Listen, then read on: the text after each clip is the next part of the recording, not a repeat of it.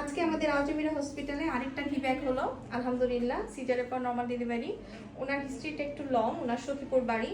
ওনার একটা সিজার ছিল, একটা নর্মাল ডেলিভারি ছিল, আর একটা হচ্ছে আরও দুইটা অ্যাবর্শন ছিল, একটা আইইউডি ছিল যেটা ওইটাও নর্মাল হয়েছিল। তার মানে ওনার এর আগে একটা সিজার, দুইটা নর্মাল ডেলিভারি ছিল, আর এটা দিয়ে 3 নাম্বার নর্মাল ডেলিভারি হলো আলহামদুলিল্লাহ। বাচ্চার মা ভালো আছে, বাচ্চাও ভালো আছে, মানে এগেইন আরেকটা ভিব্যাক সাকসেসফুল হলো।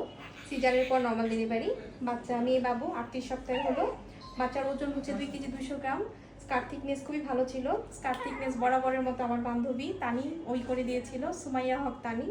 ও অনেক হেল্প করছে আমাদেরকে আসলে স্কার থিকনেস দেখে। আর ওকে ছাড়া আসলে আমি খুব একটা কাউকে বিশ্বাস করতে পারি না, যেহেতু আমার খুব ক্লোজ ফ্রেন্ড। ও আসলে খুব সুন্দর করে দেখে দেয় স্কার থিকনেসটা। তো যাই হোক আলহামদুলিল্লাহ, সব তানিকে অনেক অনেক ধন্যবাদ। ওকে আসলে ধন্যবাদ দেওয়া হয় না ভিডিওতে, আজকে বলে দিলাম তানিকে। এরপরে নেক্সট টাইম তানিকে বলবো যে আমার সাথে একটা ভিডিওতে আসার জন্য, যাতে ওকে সবাই দেখতে পারে, কারণ ওই কিন্তু এই স্কার থিকনেসগুলো করে দিচ্ছে। আর ওর হেল্পে আমি এতটা সাহস পাচ্ছি যে সিজারের পর নর্মাল ডেলিভারি করার জন্য।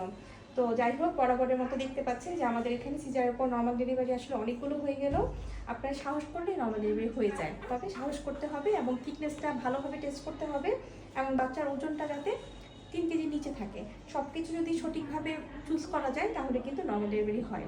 তো সবাই ভালো থাকবেন, সুস্থ থাকবেন। আমাদের আলজামিরা হসপিটালের জন্য দোয়া করবেন, বাবুর জন্য দোয়া করবেন, বাবুর মার জন্য দোয়া করবেন, এরকম সাহসী মার জন্য। আর সবাই সাহস করবেন। আর জন্মমৃত্যু আল্লাহর হাতে, এটা সবারই মনে রাখতে হবে। তো ভালো থাকবেন। আসসালামু আলাইকুম।